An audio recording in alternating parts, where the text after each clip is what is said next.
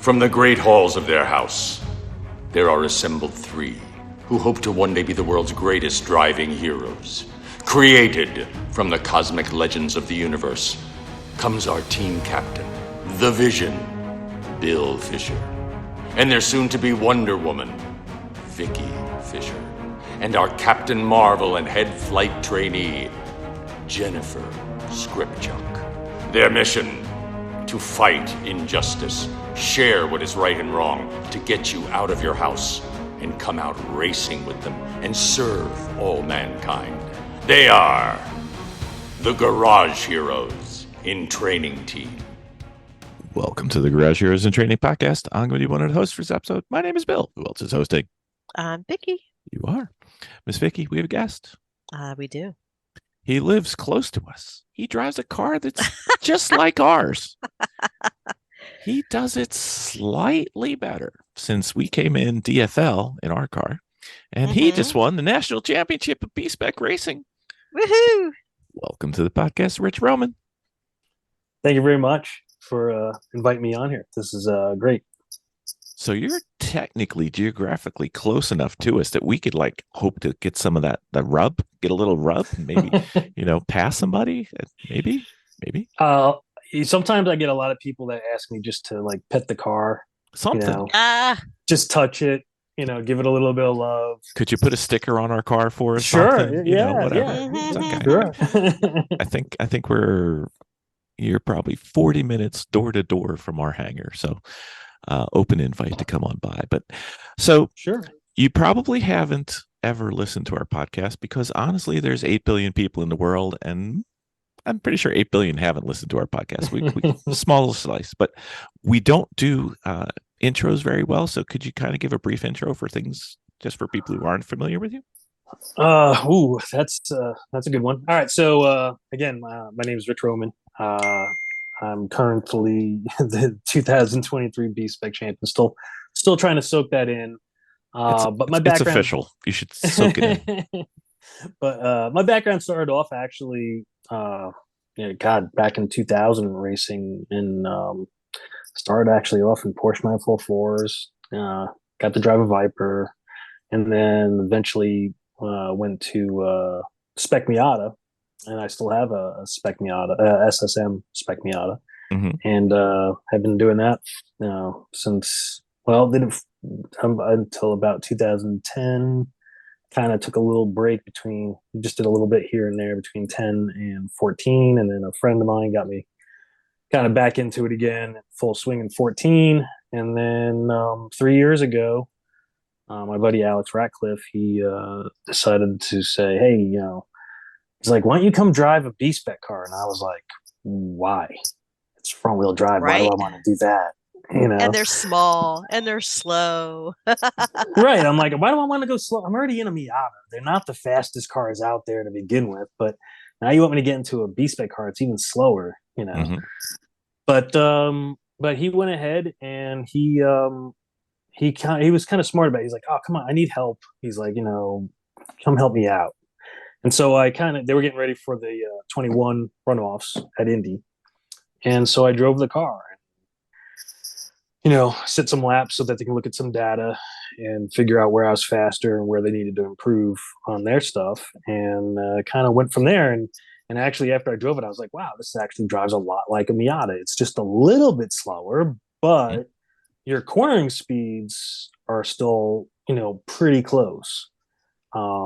And believe it or not, even though it's a front wheel drive car, it does handle a lot like a Miata. So that kind of, I guess, got me more intrigued because you're going slower to the corner, you're now addressing the corner differently, meaning like turn 3 at some point in a Miata, you hit the brakes a little bit and then turning back to full gas. And an SSM car, in a B-Spec car, to do it right in a Mini at least, and it's hard to do. It's you don't brake and you don't lift, but telling your head to not brake and not lift becomes a challenge. And I don't know. I guess that was some of the appeal to me for starting to run the B-Spec car. Well, it seems like it worked out for you. Yeah. Last year we we came close last year. We had really the be all that can be of a junkyard motor in the car. And man,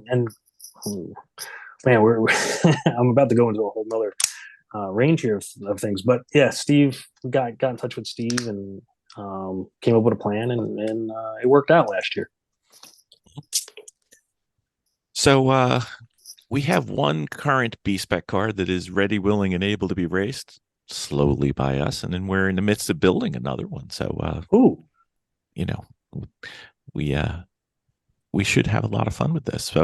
So what got you started like the original back in the first beginnings?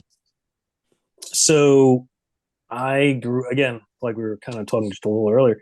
I grew up in New Jersey, and in New Jersey, when people said, "Oh, if you said something like, I want to go watch a race, or I want to go racing," they're gonna like, "Oh, you're gonna go to the horse track, or are you gonna go to the drag Right. strip?" English town. Right. Right. So in New Jersey, at least for me back in the '90s, that was kind of like actually even '80s. That was kind of like no one knew about road racing and stuff. I didn't even know much at all about road racing back then. Well, we knew about racing on the road, but not road racing. Yeah. Right. Exactly. Parkway and the turnpike, right? Yep, exactly. But I was always one of those kids that I had my Matchbox cars and all that. And then as I got older and started driving, Route 80 and 90, 95 and 46, they all where I grew up in Ridgefield Park, they all interchange right there. So those became my racetracks in the early days. the entrance ramps and the exit ramps, right? Yeah, exactly. I would go way too fast. I actually took one exit a little too fast one time, and I might have hit a curb. No, I might have destroyed a rim. That was in Mexico. It's fine. Control arm. Back when I knew nothing about weight transfer and getting the weight transfer to the front tires and stuff like that. So that was a real early on lesson right there. But basically, I always had this desire to be involved in racing. When I was a kid, I wanted to race my bicycle. When I got into high school, I was running track. And then, with the cars, I was like, all right, how do where do I get more involved in racing? So I had gotten a subscription to Auto Week, and in the back there was two ads. One was for Skip Barber Racing School, and the other was for Buddy Baker's stock car school. And so I started looking at it, and I'm like, all right, well, do I go stock car? That sounds really cool. But I'm like, well, what's the Skip Barber thing? Oh, it's road racing. Oh, that's cool. I like that idea. And then the biggest thing that appealed to me for that was, well, you don't have to build a car. You can actually rent from them. Back then, and I don't even know what Skip Barber has nowadays. But back then, they had their own racing series. You could rent the car. You could do lapping days, all that. And I was like, well, sounds good to me. I know nothing. So I'll go do that. And when I make more money, I'll go do more of it. Right. Exactly. Yeah. So that's, yep. Go ahead. Sorry. I was going to say there's an endless bucket you can pour the money in. Yeah. And this is, but you also got to think about the time, right? This is around 96. Okay. Internet is not really a huge thing at all. Trying to look up all this stuff is kind of hard. A lot of word of mouth. With your dial-up. Right. At best, dial-up. Yeah. Exactly. So yeah, that's kind of where it started. So I did the Skip Barber. I did a 3-day competition course with Skip Barber at Pocono Raceway. Okay. Learned a lot, and I loved it. And then I think I did two, maybe two separate lapping days at Lime Rock, which back then it was like, I think it was like $600, right. All included, you get however many sessions or laps around the track. And so I did that, and then it was kind of like, all right, now what, right? Back then I was working for a company called Beaver Ridge Aerospace, and they were in Cedar Knolls, New Jersey. Oh. And then so again, being a NASCAR fan though as well, I went to Pocono Raceway for a NASCAR race, and while I was there, I met my friend Brian Hornkle. Didn't know the guy at the time, but I was trying to, at this point, I'm trying to like, all right, how do I get involved in racing more? You don't know where to go. You can pick up a magazine and see something, or you can, or word of mouth, and that's about it. Again, growing up in New Jersey, you got to know not somebody. a whole lot of word of mouth, right? Yeah. Exactly. So I went ahead, talked to him, and he said, "Well, he's got a car that he's going to campaign in what was back then called Motorola Cup." And basically, it was a semi-pro series that went all up and down the East Coast, and they were campaigning a Porsche 944 S2. And again, my background in kind of aviation and mechanics a little bit. We just had a conversation, and I don't know, I felt really good about it, and then next thing I know, I don't even remember how it all really went down. But next thing you know, I'm going to his house and I'm working on his Porsche 944 to run it in this Motorola Cup series that he's got like this small team he's developing and all that. And that was kind of my intro to it all, because while helping him, he was then allowing me to use his car to get my SCCA license and kind of taking me into that whole realm of racing. And that's how it kind of started. Wow. So how much training did you have leading up to that, since you went for your competitive license? You just worked your way through it and then you just tested for it? So I did my 3-day competition course with the SCCA. With Skip Barber. And then with the SCCA, you go ahead and you apply for your competition license, and you go to their race school. So they had a race school at Pocono Raceway. Okay. And I took the Porsche 944 because I was already helping him for however long he's like, yeah, go ahead, take the car to the track. All right, great. Well, the first race school, I get fogged out. It was so foggy at Pocono that they couldn't even see the course. So I think I got 1 or 2 sessions in before it was basically canceled, and I didn't get my license that year. Oh. Yeah.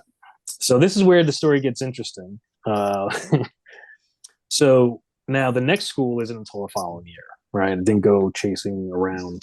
Again, it's hard to figure out what all that stuff is. Now, you become an SCCA member. Okay, now you're getting the magazines. But the next school that comes up is again back at Pocono. But by now, he sold his 944. I should also backtrack a little bit here. They had between him and his partner, they had 3 944 S2s. They were ex-Firehawk cars. Oh, okay. And so he sold his. One of the other ones from that we had from a good friend, unfortunately got wrecked when they had what was called the 24 Hours of Moroso down in Florida. They had won the race the previous year. The next year they totaled the car pretty much. Ooh. So I helped them rebuild that car. Unfortunately, now when the next school came up, the car wasn't ready yet. I don't remember what we still had to do, but it wasn't ready. In the meantime, from him selling his car, we also started building a Dodge Viper. It was it's almost the same. Almost the same. Almost the same. This is where it gets good. So it's we classified it as, I think it was like 1996, but from 96 to 2000 they were all the same body styles. It was from 96 to, like I said, or 2000 Viper GTS, right? Not the convertible top, or Targa top, whatever you want to call it. So we turned that into a race car because again, that's what this Motorola Cup series was now making their like new Grand Sport or GT class of cars. It was going to be Corvettes, Mustangs, and or not Mustangs, but Corvettes, Viper, probably the BMW or something like that. I don't remember exactly what the other cars, but I can tell you right now, it was almost only Corvettes and Vipers that I'm thinking about it. But there was a Celine Mustang in there as well. And there might have been some other stuff, but I don't remember. Right. So we built this car to campaign it in there, and school comes up and he goes, okay. He's like, go ahead, take the Viper to driver school. Hmm. I'm like, all right, so I don't own the car. I don't own the truck or the trailer. I don't even own the race suit. The only thing I own is a helmet, a pair of gloves, and my shoes. And that's it. That's all I could, and that's all I could really afford at the time. Hmm. So he says, "All right, take the Viper up there." All right. So I'm 20, late 20s at this point, Right. and I've been a car nut forever. And so if you're telling me I can take your car and drive it, I'm going to take your car and drive it. So I go ahead by myself. He met me later, but by myself, I take this truck and trailer and up to Pocono and unload the car. And, I've been doing this now with them for a while now. So it's not like I didn't know what I was doing as far as that goes.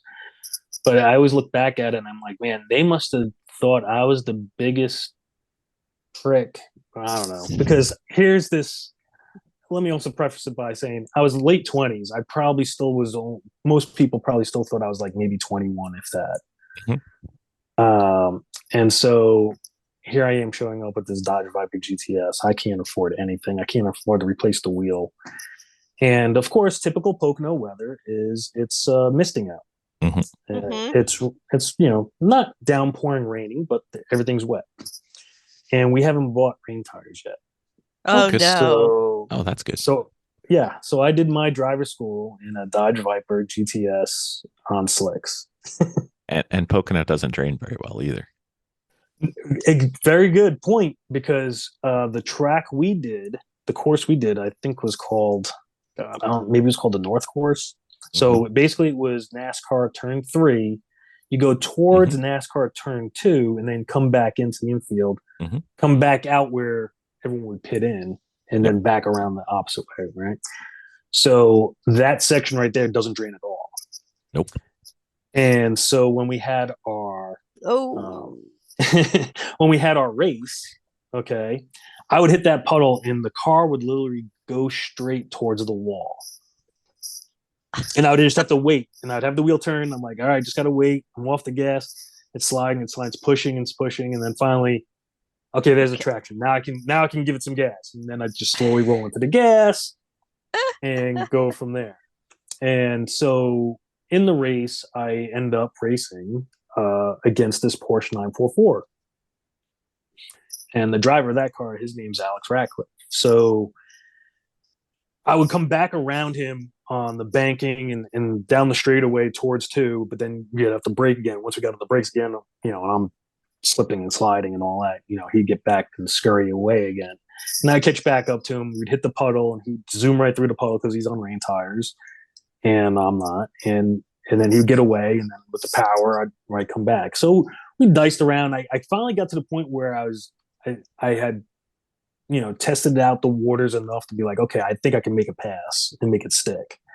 But by the next lap, it was checker flag and the race was over. But that's how I met my good friend Alex Ratcliffe in that race right there. Our son was still in his permit, and we took him to an HPDE at Burr Roof School at Pocono.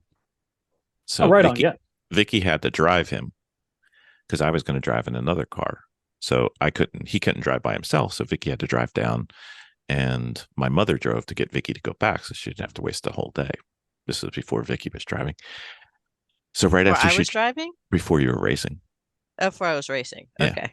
So Vicki drops him off. As soon as she drops him off, like 20, 30 minutes later, it is Typhoon Lagoon downpour. And so he's driving for the first time ever by himself in a car on Pocono Raceway in a monsoon typhoon in Pocono that does not drain, North Course. And that was fun. He had a good time though. So not too many sounds like he'll be a great driver. Exactly. So far, so good.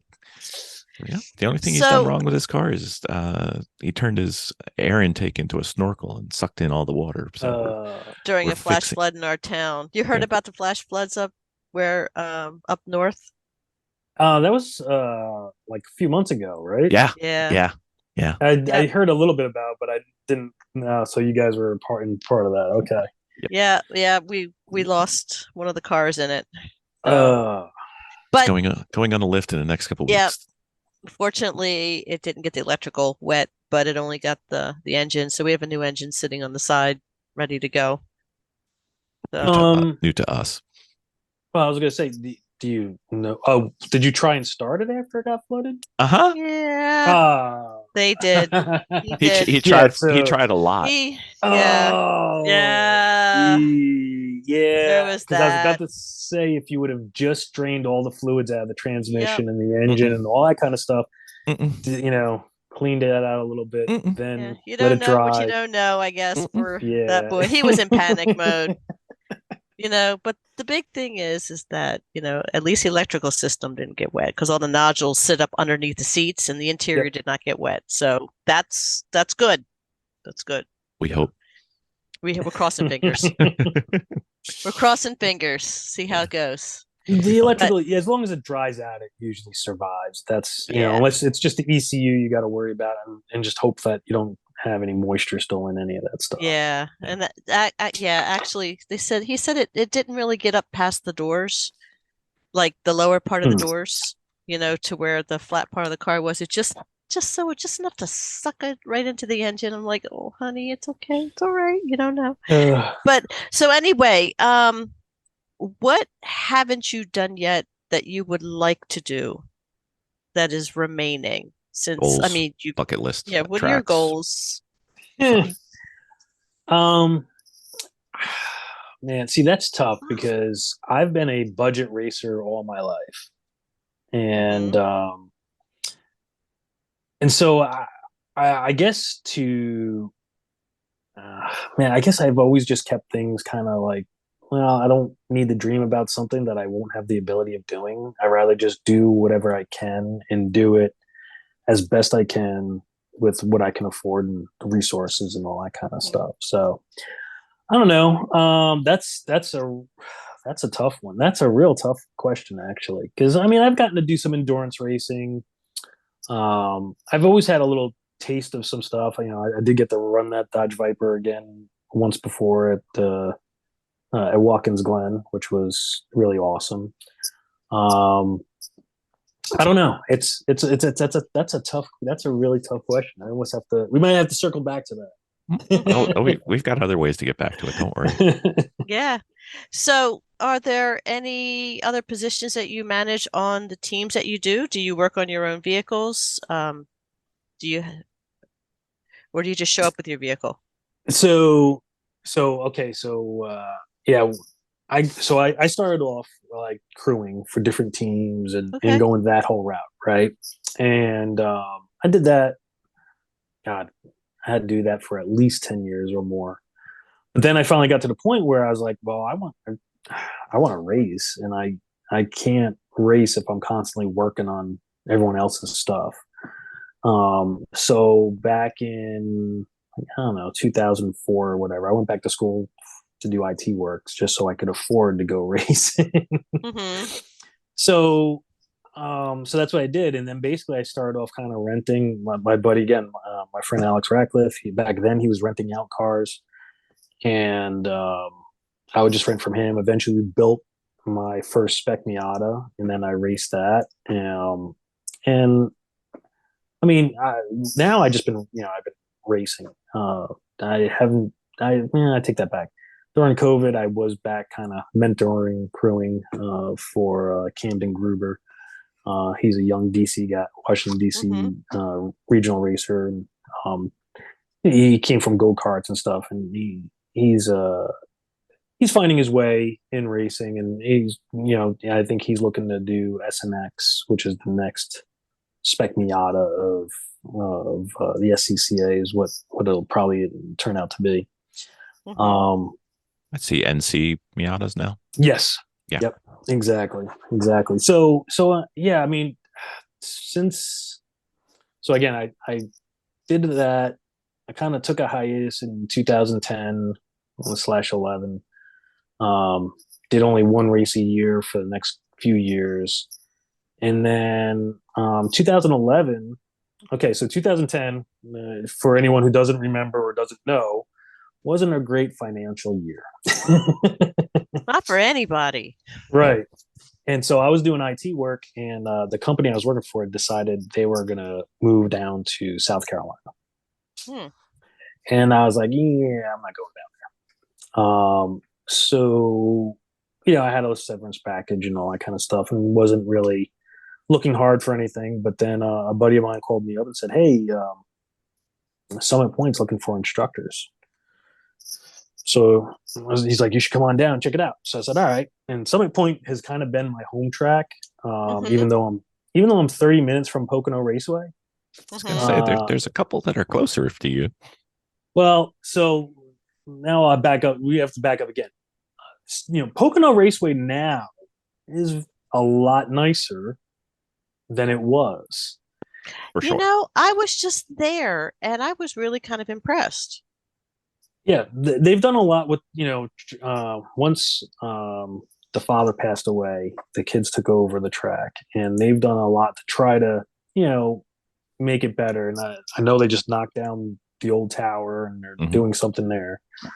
But the track itself, as far as the pavement and all that, like, in the old days, it was like when NASCAR finally started complaining about the pavement, that's when it got paved, but only the oval. Right. So the infield was terrible forever. And even worse was if you went off the track on the infield somewhere, it had the tendency to sometimes rip the suspension out of people's cars. Ooh. It was far from flat. It was that rough and it was that bad. So it was never great to race at. And again, going back to my buddy Alex Ratcliffe, he was down at Summit Point. He basically lived like 5 minutes from the track. So it just made it smarter and easier for me just okay, well, I'll drive, even though Pocono's right here, there's a lot more races down at Summit Point. They go to different tracks. There's a better region for Spec Miata back then there. I mean, Summit Point's always pulled in from the earliest days, I would say no less than 30 to, at one point we had I think one year we had 72 cars. They had to actually make an extra class in a different run group because they had so many cars. Wow. Yeah. And that's early 2004, 5, 6, 7, that whole span was, the Miatas were just exploding everywhere, just on the scene, and people building them left and right. So for me, Summit Point was the easiest track to race at because, again, my buddy was right there. And I just drive down there, jump in the car, go race, stay at his house, and then kind of go home. So that's how, again, another racing friend, was like, hey, Summit Point's looking for instructors. Why don't you come on down? So 2011, I did that. And then they're like, okay, they hired me, and I've been working down there as an security driving instructor since 2011. Cool. That's awesome. Oh, cool. So, do you have anything you tell yourself when you're on the track to get yourself all motivated? That's funny. So my motivation actually comes from my girlfriend, Vanessa. I've had other people in the past, my buddies, ex-wife. She used to be good at trying to get me motivated, but Vanessa Ferret. She gets me motivated. She's my cheering squad, and she's the one who kind of gets me pumped up. I've always just kind of, I don't know, I just stay low key and try to just concentrate on what I need to do and stay super focused. So that's my cheering squad. That's who motivates me. I don't know. Once you get the helmet on and you start driving, then it goes into complete. I might come up with some strategies depending on the situation ahead of time, but now it's trying to implement them and just hit my apexes and my lines, and then deal with whatever else I have to deal with on the track. Yeah. So, sir, you have we added a question through your discussion. Okay. If you were to look at racing, we've had Spec Miata on before. We've thought about it, and then we've also thought about B Spec. Mhm. Spec Miata versus B Spec. You've done both, so Mhm. how would you compare them and pluses and minuses? Because you're not going to go wrong with either one, as far as I can see. So Okay, so let's just also the Miatas that I've been racing lately is a regional only class in the DC area. I mean, it's SSM is the rule sets out there for other regions to use it, but only the DC region actually they kind of created it. It was kind of created by a man named Jim Thill, and it's hugely successful because we have a dyno right there, and we can dyno the cars and limited to 107 horsepower. Now you can still build a car and be in another region and run it under that banner, but the rules and the competition and everything, it's right there. And again, that class is SSM. Now, again, I did start in SM, and the reason why I kind of veered away from SM was the cost. Right now, you can get yourself a used SM car. When I say used, I mean it's pretty used up. Maybe for $18,000. Right. Okay. Mhm. My SSM car I bought. I bought it back in 2015. I paid 10.5 for it, which back then was considered a lot. Okay. Mhm. And if I was going to sell it now, I'd sell it for a high price because I've got some track records with it, and I've won several championships with it in the DC region with it. So it's got some what's the word I'm looking for? Pedigree to it. Yeah, provenance. There you go. That works too. But Spec Miata, if you want to run up front with the Danny Staines and Nick Bruni and Preston Pardis and Brian Henderson and a lot of those other guys, you're looking to spend no less than 40 plus to get yourself up there, to have the car, and to be there with them.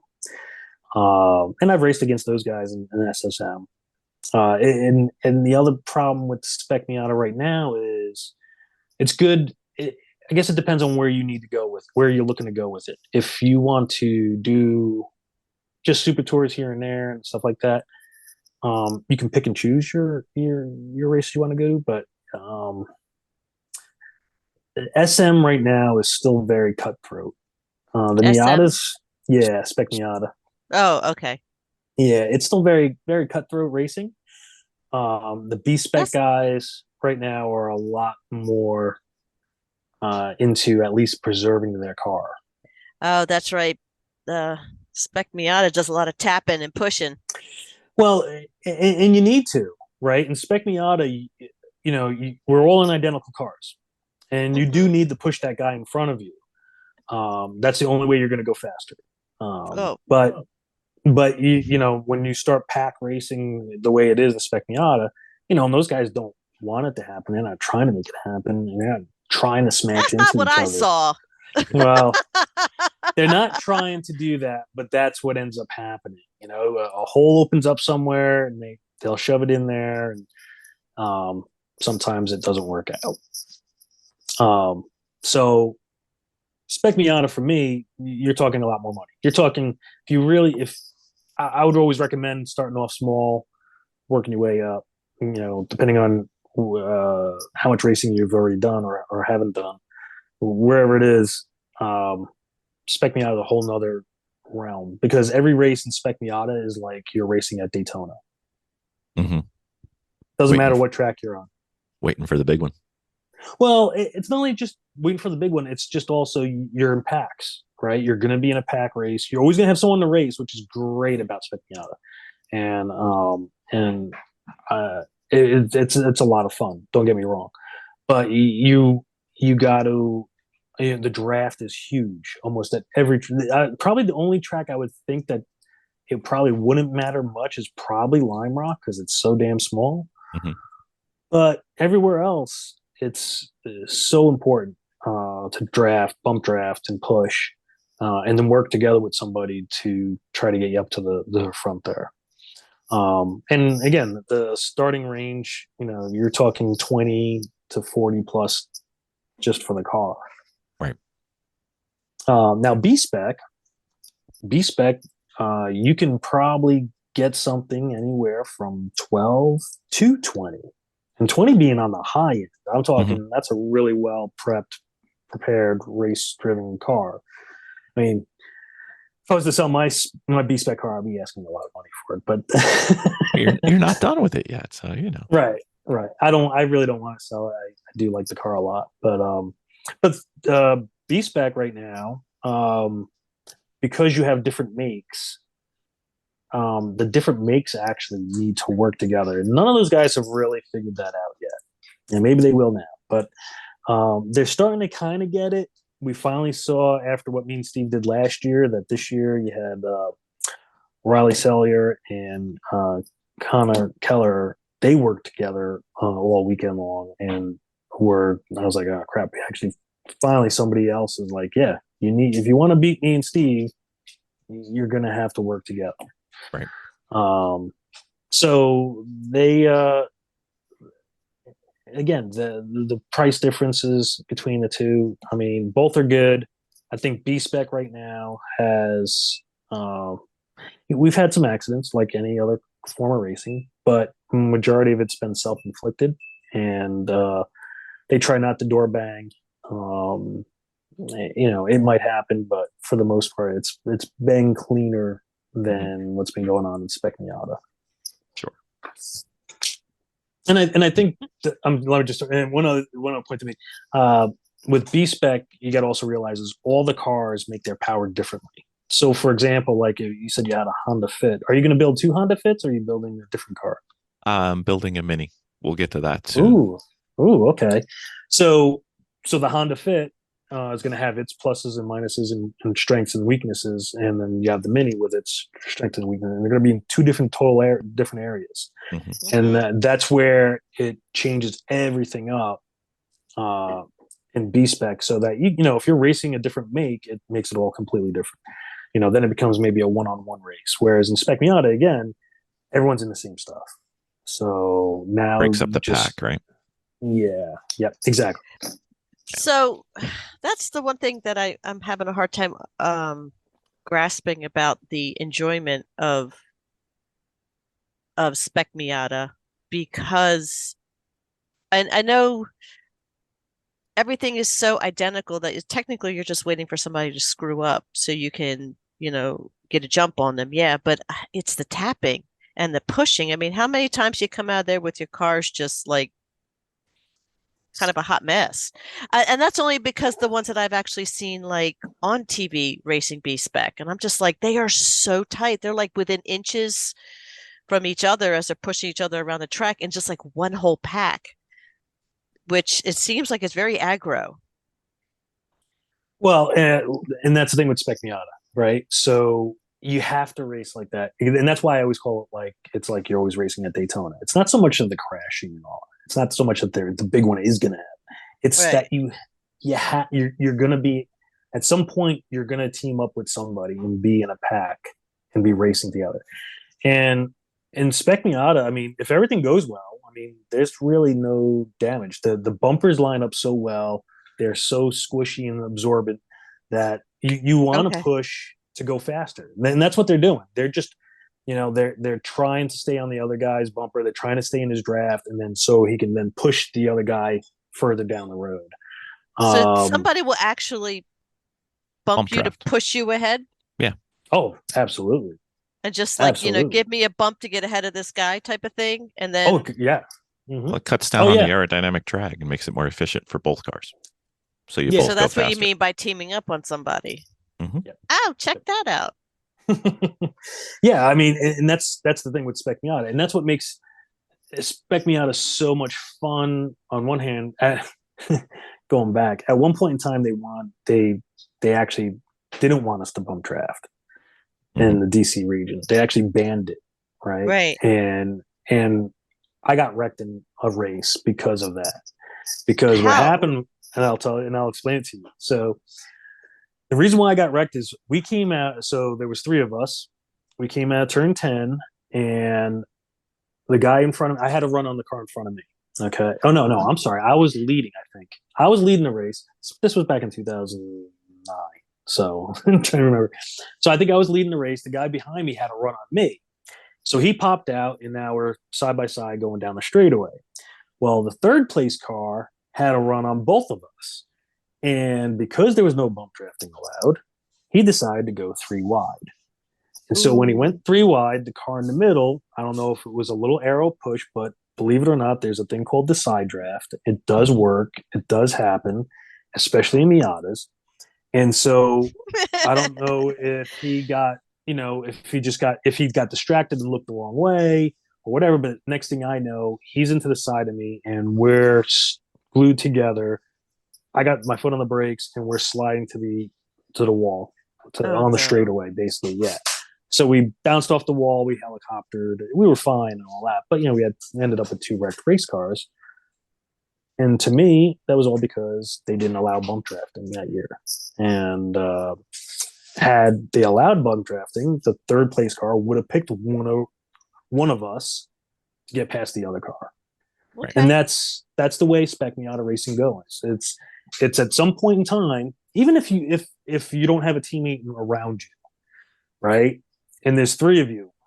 1 minute the guy on the left lane is your buddy, and then the next minute the guy on the right lane is going to be your buddy, right? You're going to use him to get past the other guy. And that's the way Spec Miata racing goes, unless you have a teammate who's with you.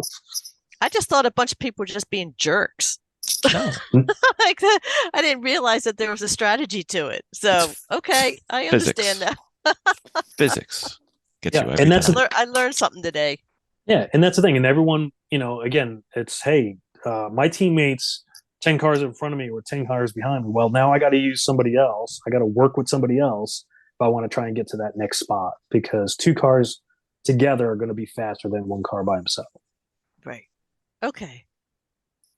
I got that. All right. So we're going to get to this later, but the SCCA championship weekend is different than what we're used to, because most of what we do is either endurance racing or NASA. We'll talk. We don't have an SCCA issue. We have a lack of knowledge, so we're going to work on that. That's later. That's more like it. No problem. So, Secret Car Club of America. Anyway, going to figure out how to break through that. I actually went to an event this weekend. Gonna figure out a way to crack that nut. I have to. It's killing me because I want to race everywhere. Sure. Anyway, but the championship weekend is not really a weekend. It's a week. Yeah. So could you kind of walk through how the week is set up and what you guys had to go through? Because it's not exactly restful.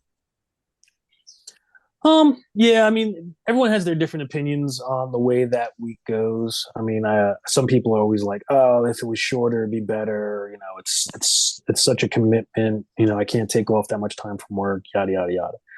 But basically the way it's set up is, so it starts, you show up on the Friday before. So I think this year would have been the 23rd, I think, or something like that, or 24th. And Saturday morning is the first practice session. All right. And so Saturday, Sunday, and Monday are your 3 practice days for the runoffs. Mm-hmm. And then Tuesday starts qualifying. And then you have Tuesday, Wednesday, and Thursday, which is all qualifying. Again, because of all the classes you have and all that, it just takes a lot to get all through there. And then after Thursday, Friday starts the races. Now, unfortunately for us, or fortunately, I don't know, depending on how you look at it, our race wasn't until Sunday. I think last year we were Saturday. So that's how it all basically goes. So yeah, Saturday, Sunday, Monday is practice. Then starting on Tuesday, it goes the first qualifying session, you get gridded by the amount of Super Tour points you earned that year. Mm-hmm. And then the second qualifying session is off of your lap time from the first qualifying session. And then same thing with the third qualifying session. And then your fastest lap time out of any of those 3 qualifying sessions is where it puts you in your starting position for the race. That's not complicated at all. Very simple. Just long. Just long need... on the runoffs weekend. But I mean, and that's basically typically how a regular SCCA weekend goes. A regular SCCA weekend goes, show up Friday. Well, usually Friday is a test day, and sometimes it's done by the track is hosting the practice day. And then Saturday morning, you come in, you qualify in the morning. Saturday afternoon, and at least in the DC region, you have what we call a heat race.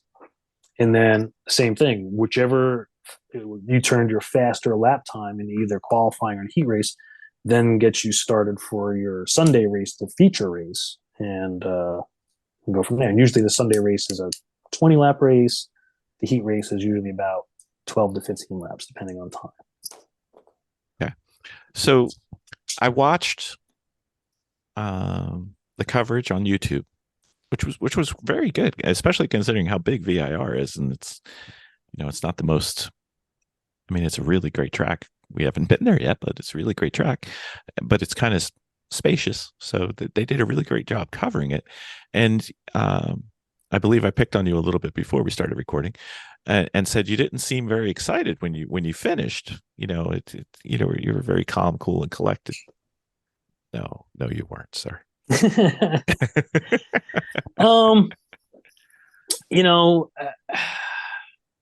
I think I don't know. I was just in a weird space. I think it was like I won the race, and I just I think I was like I think I was still trying to figure out if it was still real. I don't know. I was just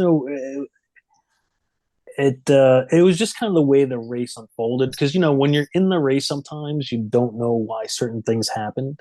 Like, where did that person go, or right, or how did I pull this off, right? Like, how come David wasn't closer to me? Like, I didn't know that he screwed up the last two turns. Well, two of the most important turns in that race. So you start to me, I'm always just thinking of like what happened there, or stuff like that. So, but the excitement came out later on. Sure. I thought. And then part of it was also just I had to keep my eyes away from certain people, because if I saw them crying, then I would start crying. So I didn't want to do that. Well, you're not crying; they're crying, so it's fine. Well, yeah, if I see someone crying, then I get all emotional. Yeah, because you're a giver. You don't want them to feel out of place. So I guess don't want to do an entire walkthrough of a 40-minute race, but what were you thinking throughout the race? Or were you feeling, I would imagine at some points you were feeling pretty good, and at some points maybe not so much. There was a couple of times I got a little concerned. So I also actually I have a YouTube channel, so you can actually see the race from my in-car. Oh, that's nice. That link will be on the podcast episode notes when we pop this out. So. So yeah, you can see that, and that might fill in a couple of gaps there.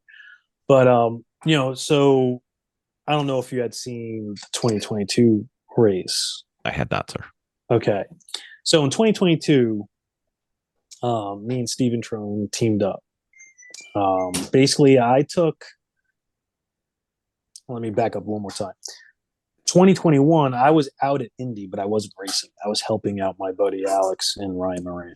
Alex Ratcliffe and Ryan Moran. They were both running in B-Spec, and they were the ones who were kind of like, you should get into B-Spec, yada, yada, yada. And I was still kind of on the fence, like, I don't know. But I was kind of crewing for him, helping him out, as well as a couple other guys that were at the runoffs. And so I met this guy, Steven Trone, and heard he was a good guy, and obviously he was fast. He qualified, I think, second for the 2021 runoffs, and ended up finishing third in the race.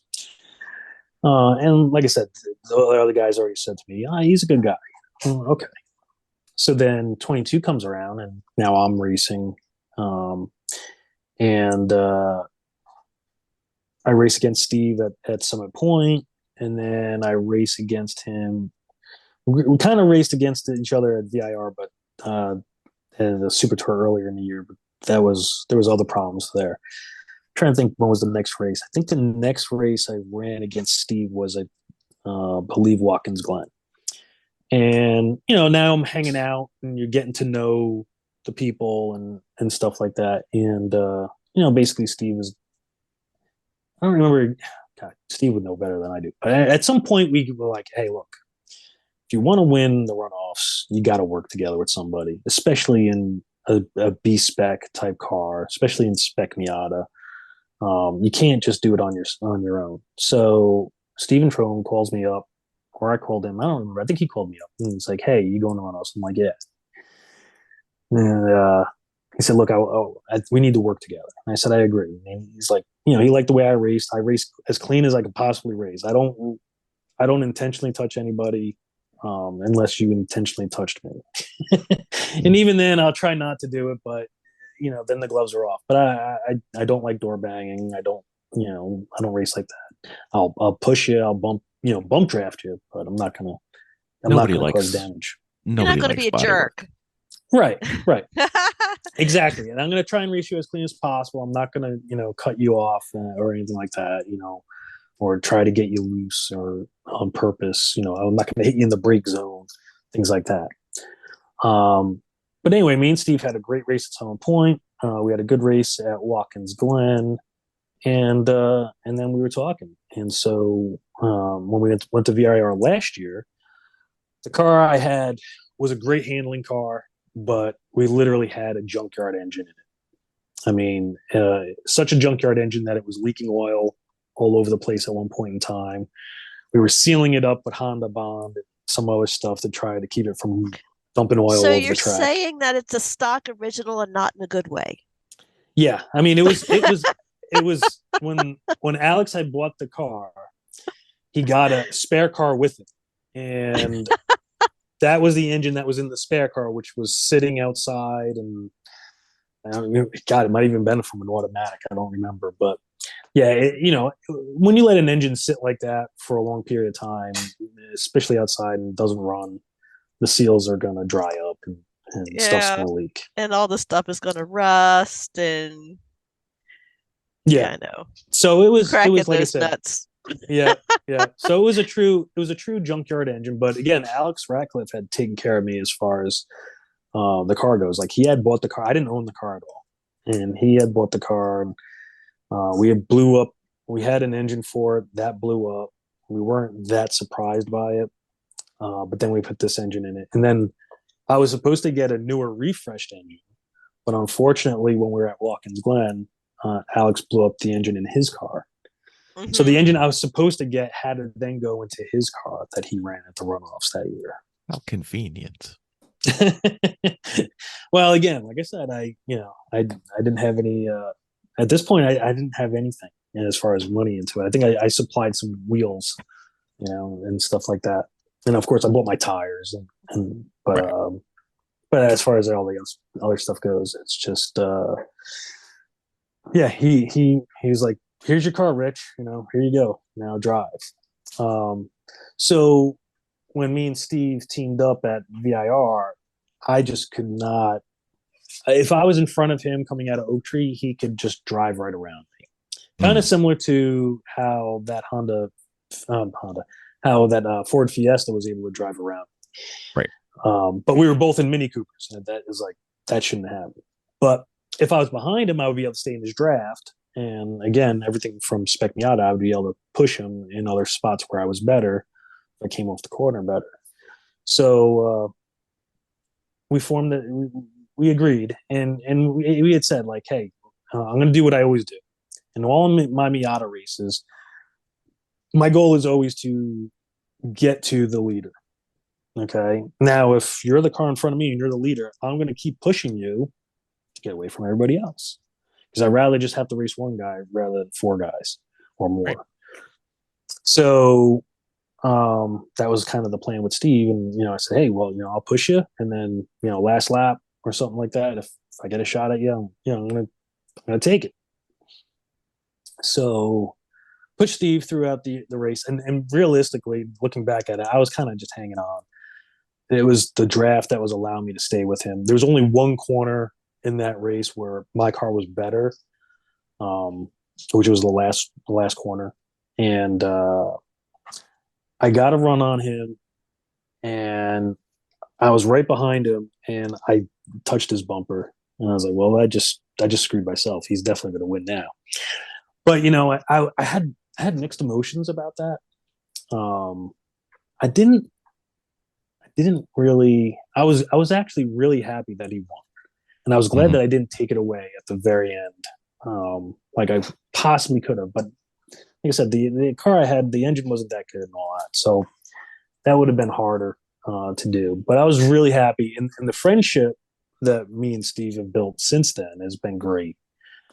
This year was awesome, working with Steve, racing against Steve, at the different tracks we ran this year. But that was all because I stuck to the plan and pushed him to the end, and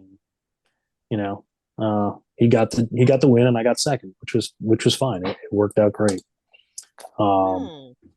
It worked out great because this year we were kind of hoping for the same thing, but I had a much better car this year, much better engine, and actually it was just a stock engine, but it was definitely a lot better. I didn't know how bad that other engine was until I drove this car, and I was like, yeah, I couldn't do that last year. But again, me and Steve went into this year with the same plan, and we were kind of executing it. We kind of screwed up on the last qualifying day, which put us third and fourth instead of first and second.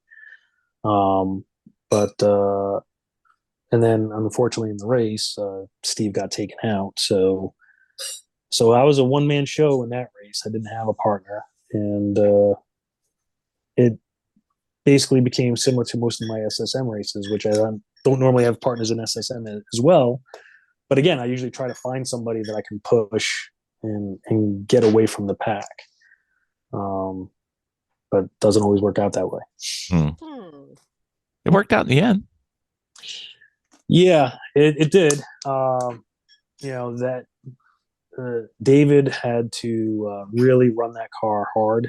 He would had to bang it off the rev limiter. So I think he benefited by driving behind me for a lot of the race, because then he could just use the draft and wouldn't have to muscle the car as much through the corners, because the car didn't handle that well through the corners, or just at the gearing in it, I would say, is more what was the detriment to it. But once that thing got up and moved, I mean, that thing flew.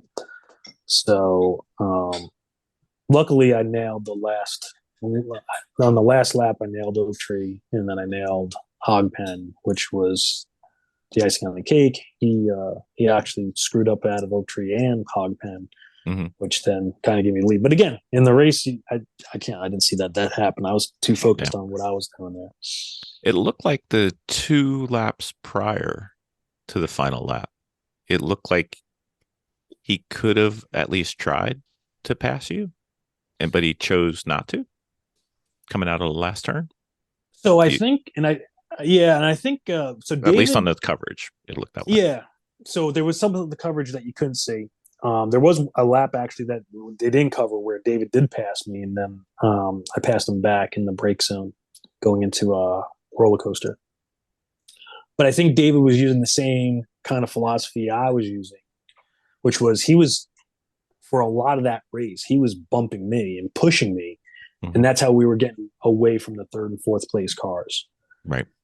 And I think he figured, and again, this is what I would do too if I was in his position, or this is what I do in any positions. Hey, I push that guy in front of me until the last lap, and then if I got to break away, then I go for it there.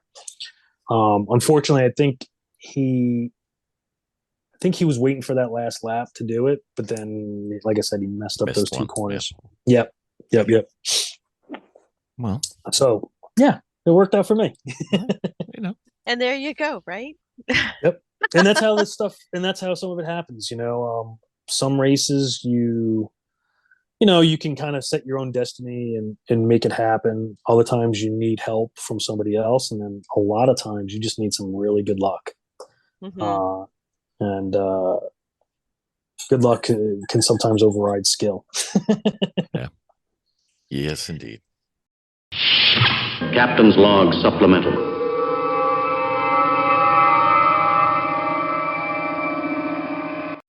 So, Bill, guess what? What? We did the Sentinel. We did the Sentinel. We did. How did you like it? You know what? We were talking about the Sentinel.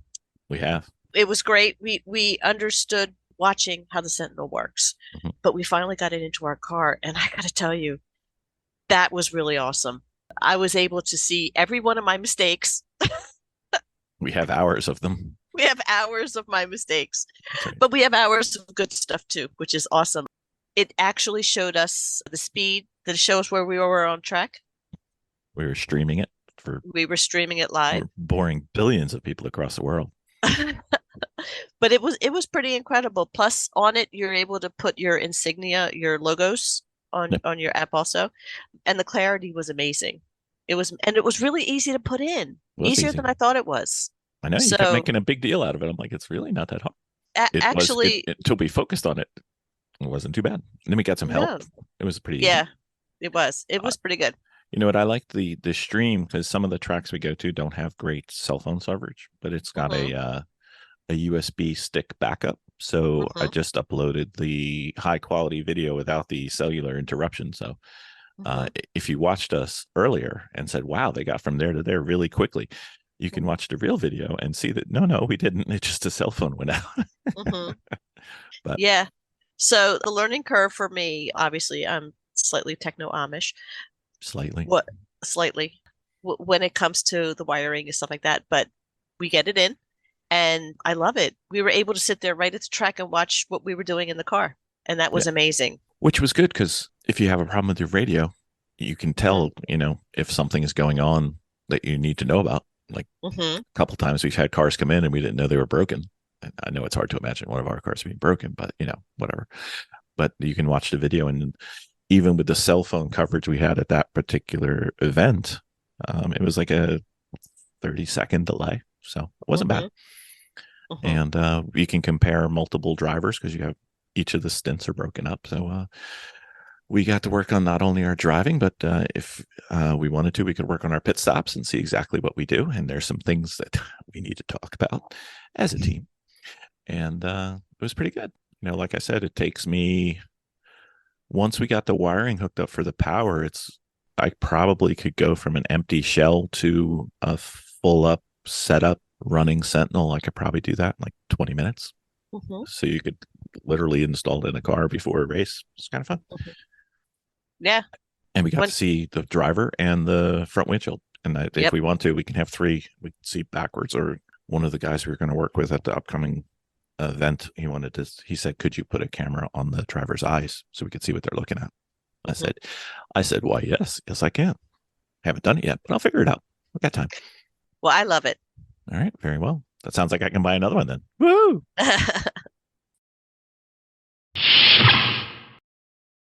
So, you said you're familiar with building cars. Yeah, I mean, I know enough, I would say. Yeah. So, what is your knowledge on minis? So I guess what exactly you mean? Like, how hard is it to build? I mean, the hardest thing with the Mini is it's just you put a roll cage in, right? Well, I mean, that's what's beautiful about B-Spec. So this is how your build goes for a Mini Cooper in B-Spec. You're getting this build. Hubby here is going to be in charge of building his own car. So he's fresh and he's new. So any tips? Well, I'm right here. Putting your head in a car is a thing. You know how it is. So for tips for him, because this is his project. I got enough projects. So for build driving and the weak spots and any other things unknown to a Mini, what is your knowledge on that? All right. So here's what you want to do. First, you got to decide who's building the cage. Do you know who's building the cage? Are you building the cage? Yeah, we have a cage, friends. You have cage. Okay. All right. So you want to build a cage in the car. I would definitely recommend, maybe taking a look at some of the other cars, just getting some ideas, seeing what you need to do. Make sure you don't underbuild the cage, but don't overbuild the cage either. Right. Because you don't need, a ton of weight up high. Okay. Once you got the cage in the car, you're just slapping on some Bilstein shocks. There's a kit for that. Not a big deal there. And then once you get the shocks, obviously you're going to do the brakes. you want to go with either G-Locks or Carbotex or something like that. That's pretty much everyone else is running. Obviously you want new brake lines, steel braided. What else? All your safety gear, fire bottle, things like that. But that's basically it. Then when your toe straps, you know what the biggest problem with the minis is? The damn toe straps on the damn cars. That's your biggest problem with the minis. I saw Toe that. straps? Yeah, because you have to do it one of two ways. You either got to cut a hole in the bumper and you got to take the bumper off and then either put a toe strap around the bumper itself, or if you want to use the stock location, you have to get this specialty bolt because the threads they're these weird threads. Yeah. They're very big. Mm-hmm. I don't even know how to explain Really? them. Yeah. So you got to get a specialty bolt, and then even then, it's still a little bit of a pain in the ass to get it threaded in there with your toe strap.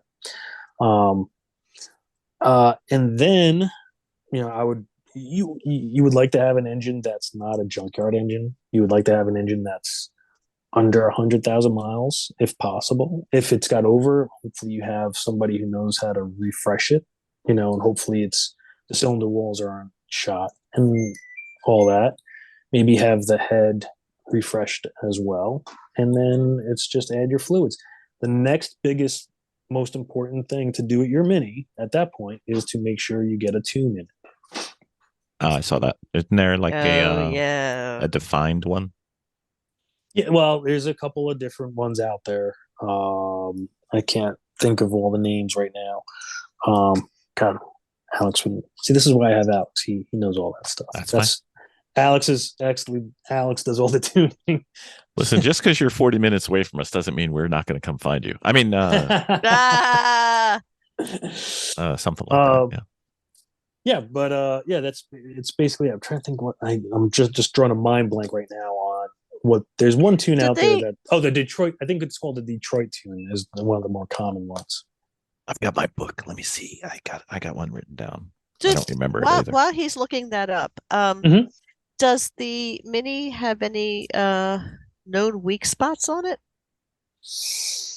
Cooling, I think. Yeah, I mean the cooling is stock. It reminds me of a pug of cars.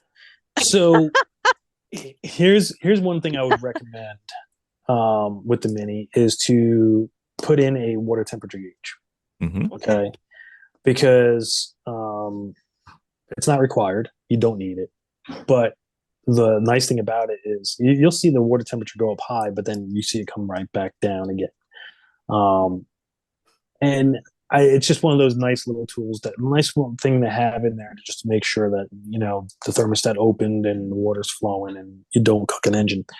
I think that's probably the biggest weakness to the engine is that if you do lose the cooling or it gets too hot, if you just have the stock warning light, by the time it gets to the point where the warning light comes on to tell you that your engine's about to fry, it's already too late. We've already fried the engine and it's done. So the water temperature gauge, I would definitely recommend getting that. That'll help prevent that to a degree. Mm-hmm. My notes say VR tuned was one of the places. That sounds possible. Yeah, that sounds about right. I'm not positive on that. I would have to ask my buddy Alex. He would know, or Steve would know. No worries. So now that we're talking about in general about the B specs, what are some of the benefits to, say, for instance, you got the Miata and its strengths that are on the track, and then say, for instance, the Mini Cooper, its strengths and weaknesses on the track. What are those areas? Like, one is maybe better on the straightaway, one's better in the turns, what do you find the strengths and weaknesses on the track itself? So the Mini, all right, so you mean the Mini versus the other B spec cars? Yes. Yeah. Well, no, just how about categorizing, some of the B spec cars that what you've come across? I know what she's trying to do. She's got a fit, and I'm going to have a Mini, and she wants to know where she can pass me. No, that's not it at all. No, this is this is a general curiosity because this is what we came across with, say, for instance, like the big cars on the big racetrack versus the little cars, when the little cars are really, really great in the turns, but you always get their butt kicks on the straightaway. So you have to be like really kind of crafty if you're driving, say, for instance, a Mini versus a BMW. Okay, so like for example, I mean the B spec cars again, it's a lot like a Miata, right? Mhm. You're gonna have the same problems in a B spec car that all the Miata guys have, which is Right. anybody that has horsepower usually can't drive worth a crap through a turn.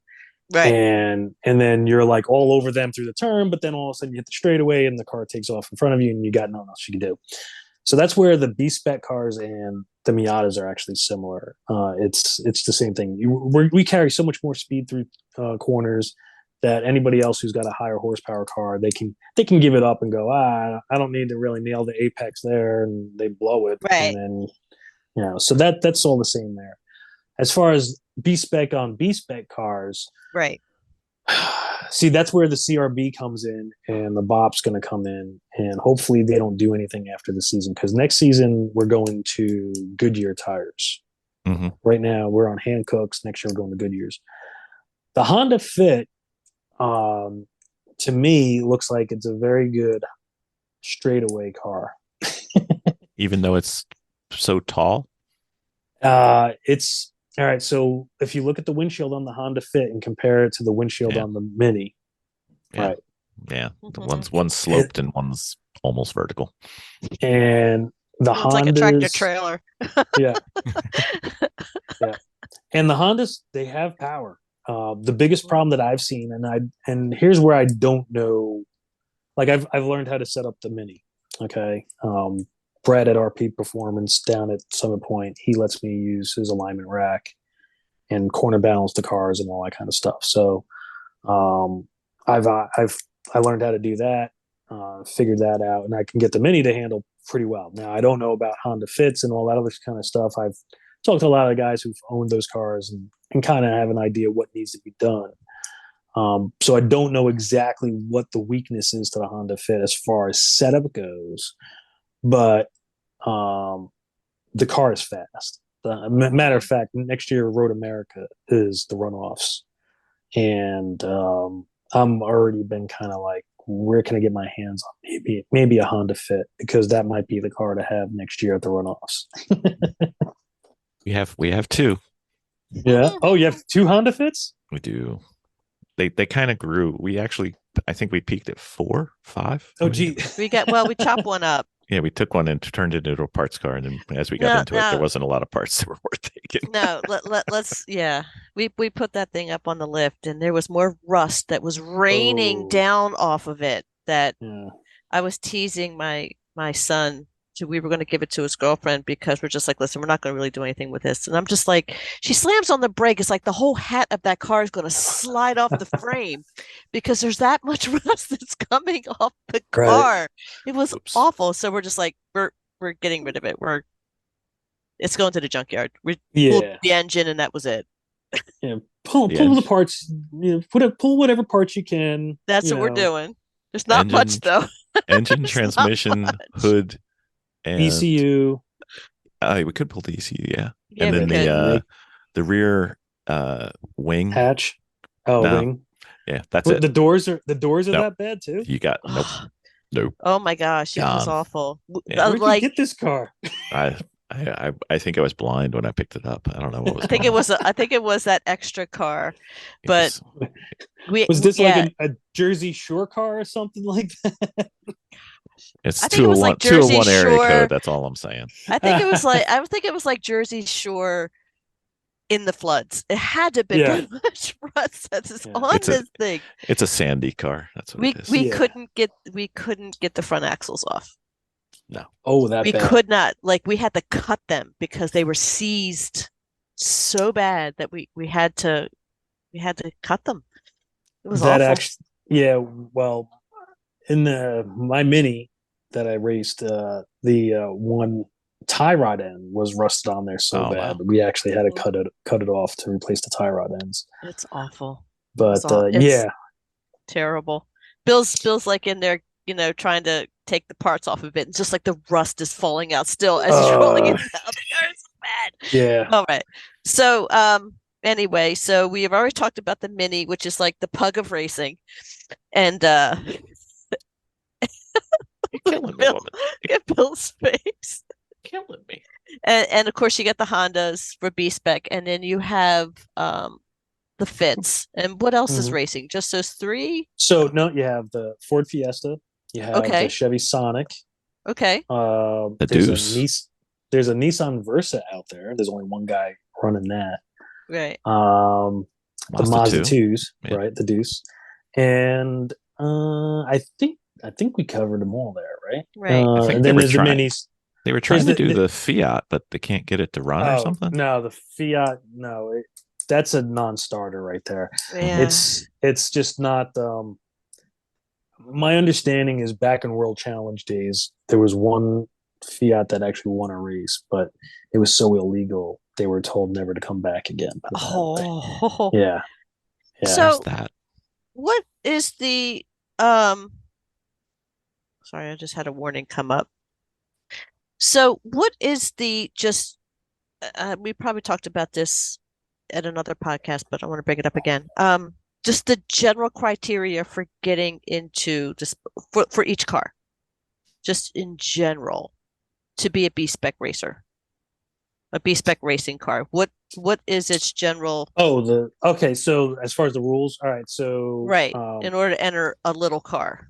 right. So you got to have the Bilstein shocks, right, to be according to the rules. Your roll cage, safety equipment, all that, and then the only other thing is the restrictor plate, right?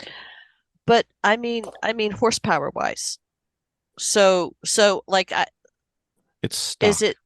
Yeah, I'm talking about class. Like there's a Honda, there's the B Spec. Now, are some Hondas with different engines are faster than, say, for instance? Do you understand what I'm saying? Yeah, I got you. I think I have you now. So Yeah. if you look at the SCCA rule book and you look at all the different stuff, they've given I'm not gonna say benefits. They're trying to make the cars as equal as possible. So for Right. example, you now are both your Honda Fits 2015 Honda Mm-mm. Fits? No, we have first gens and Oh, okay. So you have a first gen, second gen, and there's a 15 third gen, maybe? I think it is. I think we have first, third. Yeah, but say for instance, like our 'Cause, you know, Honda is spare like parts, a They're the same. No problem. it's like a say for instance like a 1999 engine in it, or 2001. So You're talking about the Civic? yeah, but I'm just saying that the qualifications for those engines and those horsepowers So to be So it's the stock engine, and they're all Right. like 110 if or less. okay. In- So there's no K swaps. There's none of that. None of what you're used Right. to seeing. Yeah, no, it's the stock engine in the car. That's why, like I said, where everyone's making their power is, maybe they refreshen up the head, maybe they rebuild the whole engine. You can kind of blueprint the engines, but you Yeah. can't change any dimensions. They all have Right. to. They all have to stay within the wear specs, basically. I mean, So There's What's very little amazing- you can do. yeah, but I think what's amazing about the B Spec is now you're relying on the different benefits and weaknesses of the model and brand of the car versus just, say for instance, like when you go into Spec Racing Miata, when all the cars are the same, we're going into B Spec when everything is just, the pluses and minuses of a Miata versus the pluses and minuses, like you said earlier, of the Mini Cooper. And it's the degree of the car and the model itself at that point, the brand. So even in B Spec is still a driver's class. Right. Like Spec Miata is a completely driver's class because all the cars are supposed to be the same. Not all cars are completely the same because depending on the level of prep to get them there, Mhm. Did you Mhm. freshen, how fresh is your engine? How fresh is that person's? That's where it sometimes comes into play.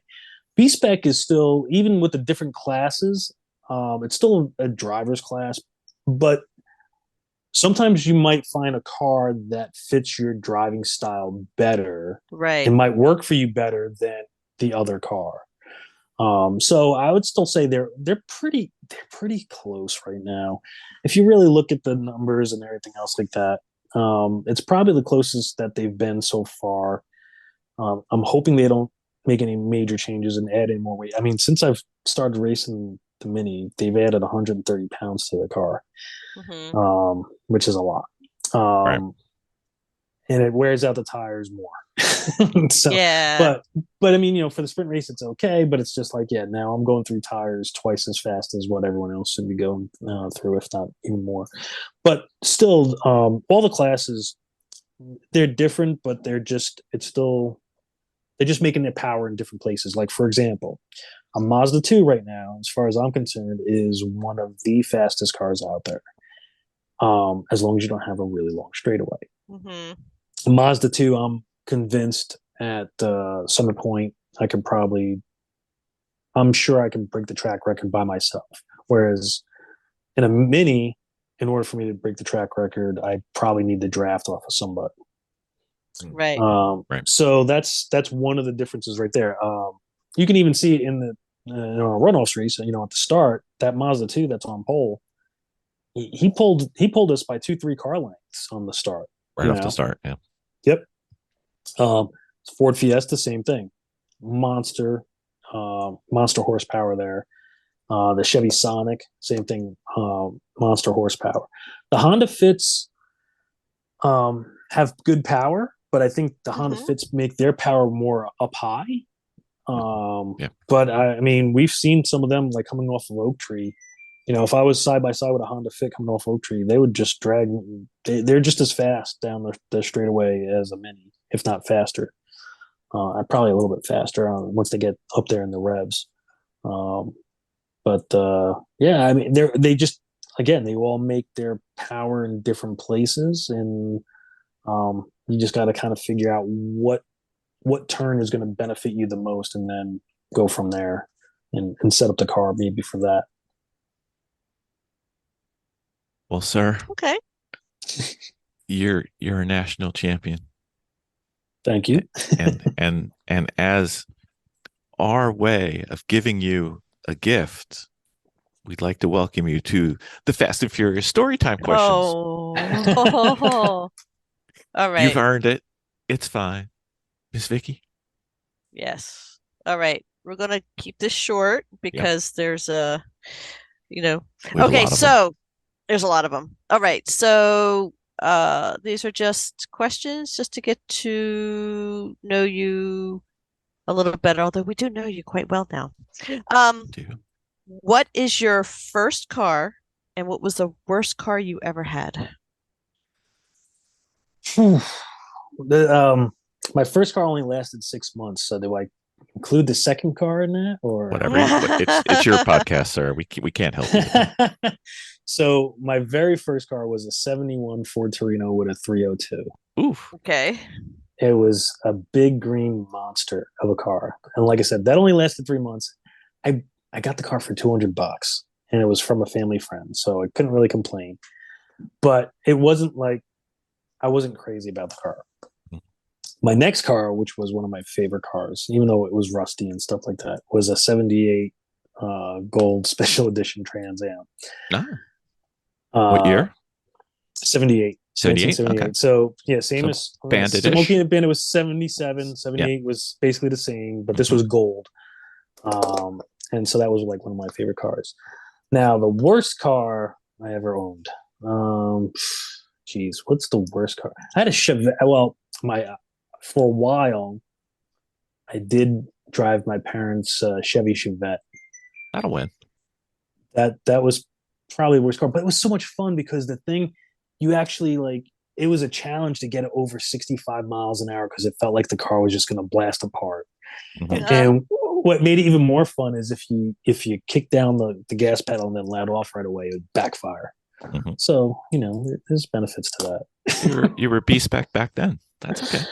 Yeah, yeah. All right. So, what is your race car number and why? And do your cars have names? I've never named my. I had one car that we called Charlie Murphy. Uh, uh, that was back when the Chappelle Show was big, and we Mhm. just got into a kick. So that car was my first Spec Miata. That was called Charlie Murphy. Yeah. So the two numbers that I generally run is either 98 or 11. Um, the 98, my daughter actually, that's her softball number Okay. as well. But the 98, I forget exactly how I came up with that number. The Hey, so 11, you're a big 98 Degrees fan. I can tell. the 11, when I bought my SSM car from Jim Thill back in end of 2014 for the 2015 season, his car was number 11, and I was like, you know what, different number. I think somebody else, I'm not sure if someone else had 98, but 11 was on the car. I was like, you know what, that's a cool number. I can stick with that. So that's how it came to be. Okay. So, what was your most memorable car breakdown on the rotor track? Well, on the track, usually an How many cars did you plant? I'm trying to just think. I guess I wouldn't really have any memorable road breakdowns on the road. Nothing major. I mean, like you run out of gas, no big deal. Just You need to hang with us. We can help you with that.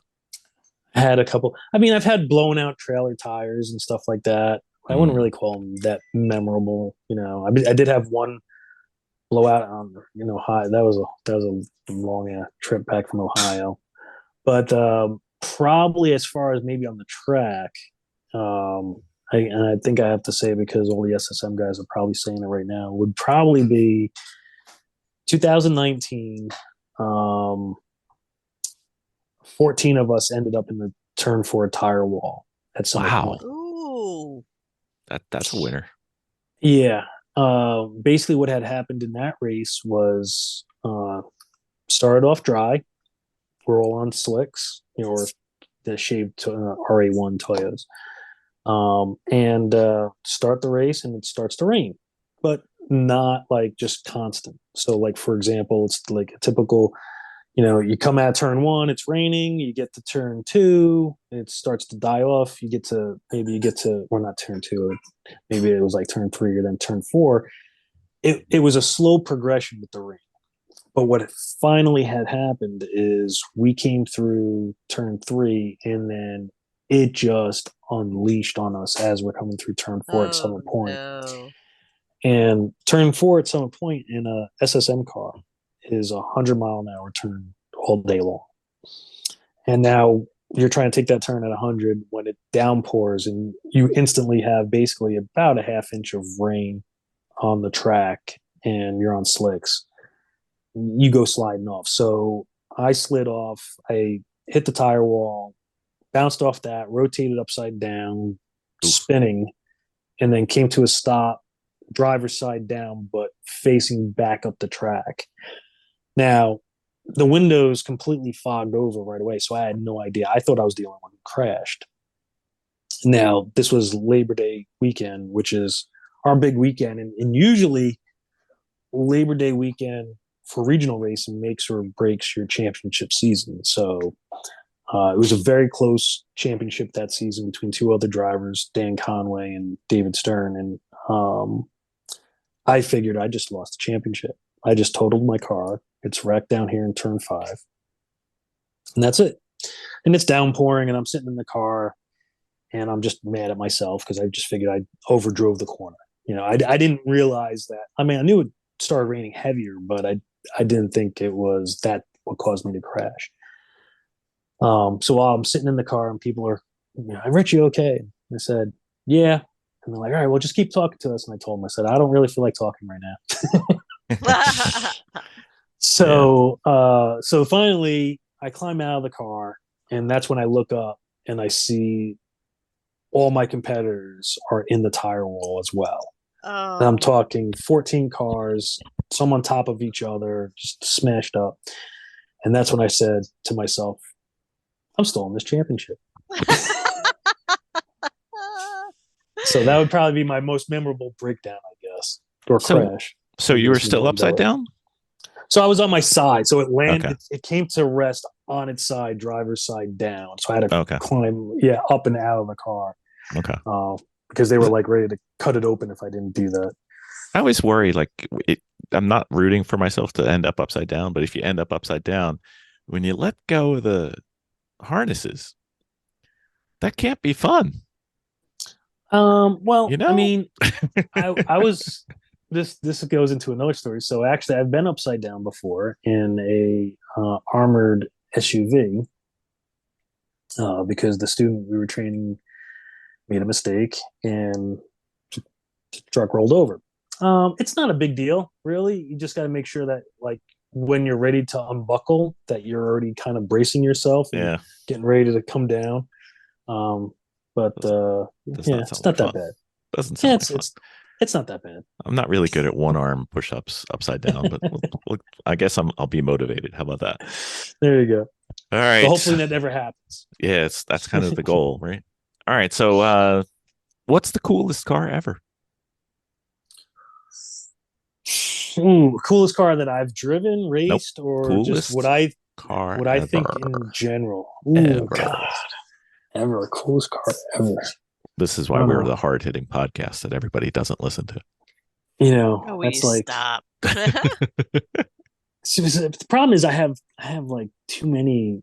You can have more than one. Cars. It's your podcast. All right, it's your podcast.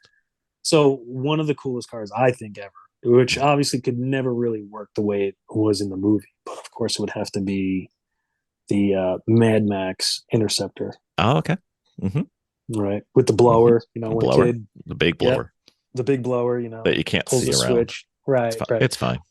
It turns out it's just an electrical thing. It doesn't actually work to make it.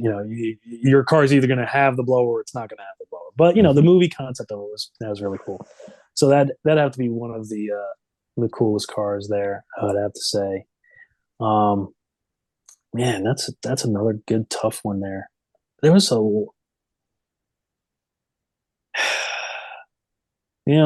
Dodge Viper, when that came out. I think you're biased. Just I am biased because it was a V10 and the sound of it. The other good story with the with the Viper was when my buddy first got it. It was a street car that we completely turned into a race car. But I took that car out on the highway. I was doing like 135, and I think I was only in like fourth gear. It's Mexico lets you do that. It's fine. Yeah. I'm trying to think. I don't know. I guess my other car that because I have a couple of friends who ask me like, what car, if you had all the money you wanted, what car would you get? And it's we have that question for you right here. Don't worry. Oh, is that? That's so tough. It's such a hard one for me. I mean, sometimes I usually fall around the 993. Okay. A 95 Porsche 993, somewhere in that realm. I'm not crazy about some of the really crazy supercars out there, but that's just fine. That's good. Miss Vicki. Maybe it'd be another 78 Trans Am.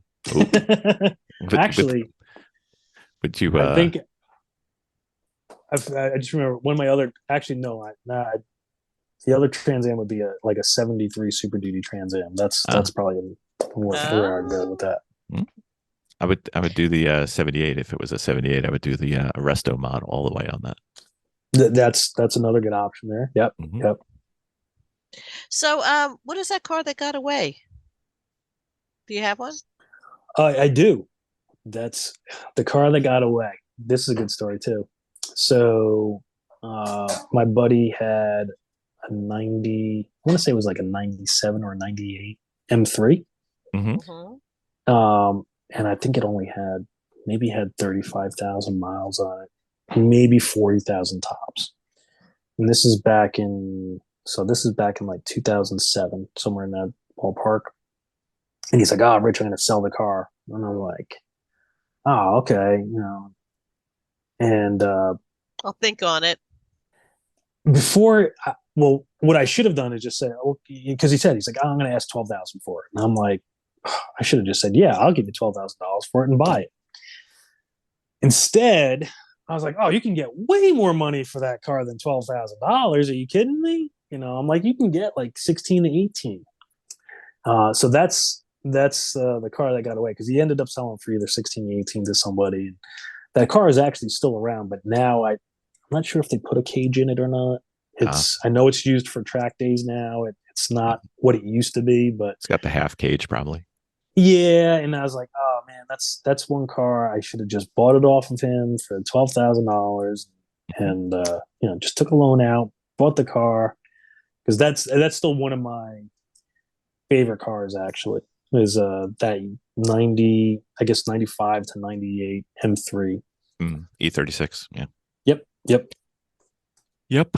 We raced one until we took it to Charlotte, and then it didn't go so well. Anyway. Oh no. Oh yes. Oh yeah. We have video. Okay, so my last one for the night. Miss Vicky's got one more. My last one for the night. You're familiar with the claw game. You're from Jersey. You go down the shore. You play the claw game. Okay. Mm-hmm. So you're playing the claw game. What car would you love to switch into that you are currently racing or have raced against in the past? And at what track? You are the claw game. You're just pulling the guy out and plopping yourself in. This is where you get to make friends, buddy. What car would I want? So like, this is like any class. Like, it doesn't have to still be in B spec. It could be You any raced class, against anything, them. whatever. It could be raced against them. HPDE, could be whatever. You've been on the track with this car. Oh man. And you want a piece. You want to try it. You know what? I do have one now, because actually I have driven this car, but back then it had a little bit of a brake issue, and I know my buddy would probably let me drive it, but it's I've shied away. I think a national champion driving my car would be an honor, you know. Well, the problem is he's now a national champion too. Oh, you could swap, but you could swap. Yeah. I'll sell that to my buddy Chip Her. So he has an STU. It's an Audi A4. So it's an inline four turbo all-wheel drive car.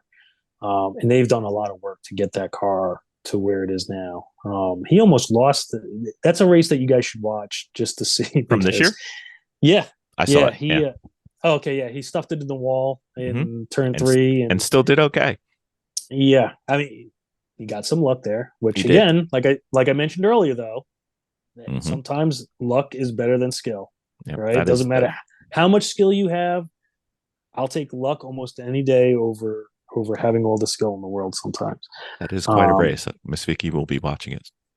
Yeah. So that's a pretty good car there. He said a couple times he wanted me to drive it, and I was like, it was before the runoffs, and I'm like, no, I don't want to drive it before the runoffs, because if something happens, you know. Now that we both got our national championship, now I wouldn't feel as bad. Like, hey, let me drive it. If it breaks, it breaks. You know. What track? Ooh, what track? Mm-hmm. Oh man, what track? Oh, I haven't. You don't even have to have necessarily been to the track. You could just say, "I want that car at the ring." Whatever. Actually, you know what? I don't know about the ring, but you know where I would like to drive that car would probably be at Laguna Seca, because I think he actually got his first win in that car at Laguna. Wow. So that would probably be a badass car to drive there. Very well. Miss Vicki, you going to bring it home? I am. If you could, for the rest of your life, choose a daily driver or race car from any decade in the past, what decade would you choose? Oh my God. That's like impossible. Well, it doesn't have to be like 2010s. It could be like 2004 to 2014. You know, you can. It's your podcast. You can break the rules a little bit. So daily racer, daily driver, or race car? Both. You can only race and daily from this 10-year period for the rest of your life.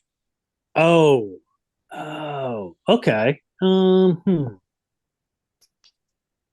It has to be the same period. Mhm.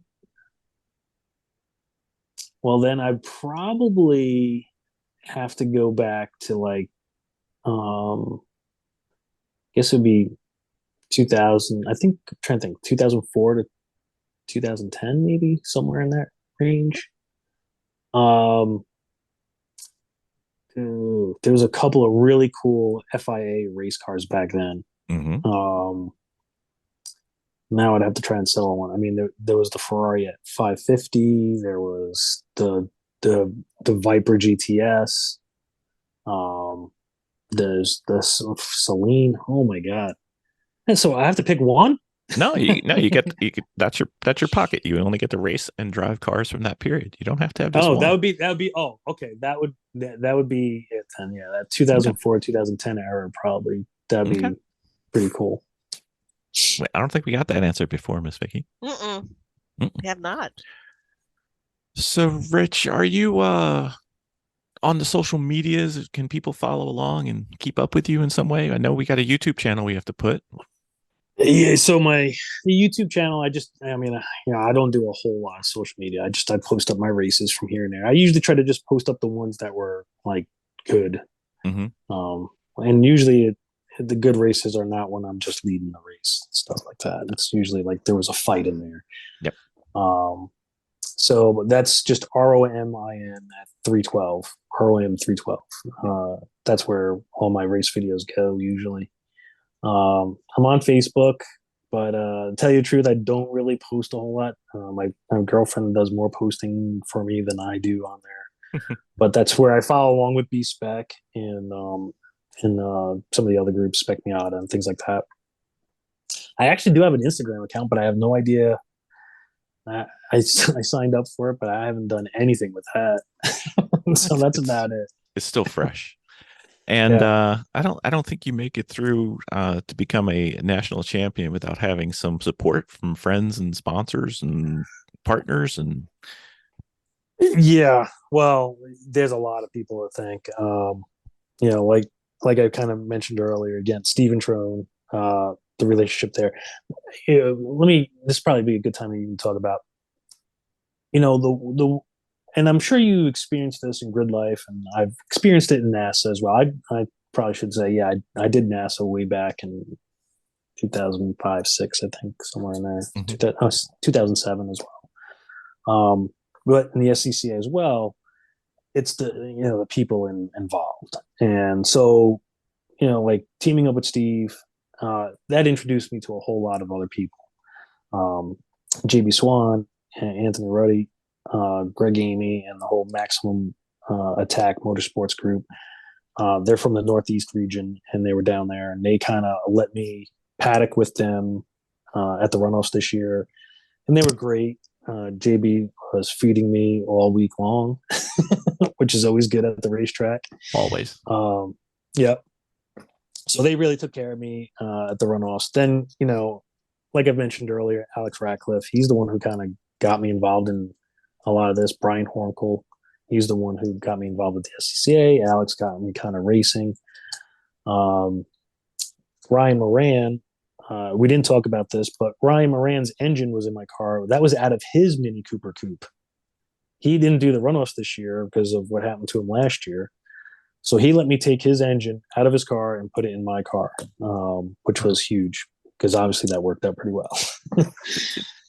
Seems to have worked out. Yeah. Then Billy Ring, who has been doing my engines and my Spec Miatas and SSN, and we've actually given him some work with the minis as well. And so far so good. He's Performance Auto Works right there. Then I have Brett DePedro with RP Performance, who basically since 2015 has been taking care of me, has taught me a lot, let me use his equipment, which is huge. And a lot of thanks to Brett and the guys there. Like I mentioned earlier, Chip and Shane, Chip Herr, his buddy Shane Cease, they were on the radios with me at VIR, which they were giving me information. I don't run radios a whole lot, so them doing that was pretty big. And then my girlfriend Vanessa Ferret, she's the one who keeps me motivated in all this. She keeps me going straight, and she gets me registered and things like that. It makes me registered and stuff like that. But I used to like to wait until the last possible moment to register, and she tries to stay on top of me. Yeah. Don't do that. Yeah. And then I got Rob and Crystal Ahern. Rob's my best friend since we met in 5th grade and been friends ever since. And then you just have the whole entire Washington D.C. region and all the SSM guys. Again, they're like a huge family.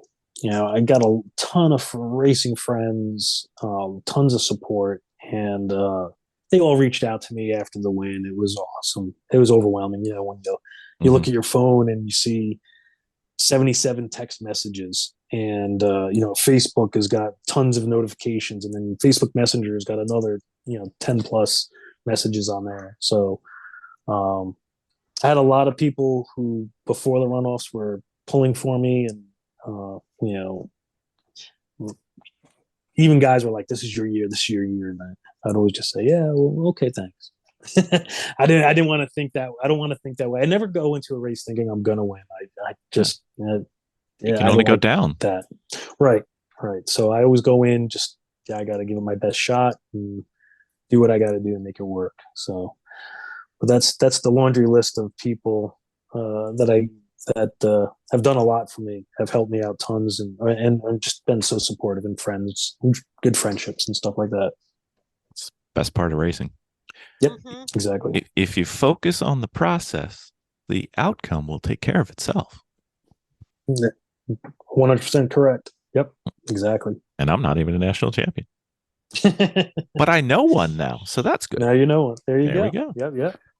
Well, thank you, sir. Thank you for coming on. We appreciate you taking the time out of your busy social media schedule after winning the national championship, and the doors constantly opening and people keep coming up from the TV station. So it was great fun watching. Vicki almost tolerated me watching most of the entire weekend, and luckily she was able to get some stuff done in the garage. So life is good, and we will talk again, my friend. Yeah, definitely. And hey, this is great. I think it's awesome. Whenever anybody who's wants to get into B-Spec, I have. It's a great community, and I can definitely lead you to the guys who even know more than me as far as getting the stuff all set up and going in the right direction. Well, thank you again, sir. It was great. No problem. Thank you. Good talking to you. Same here.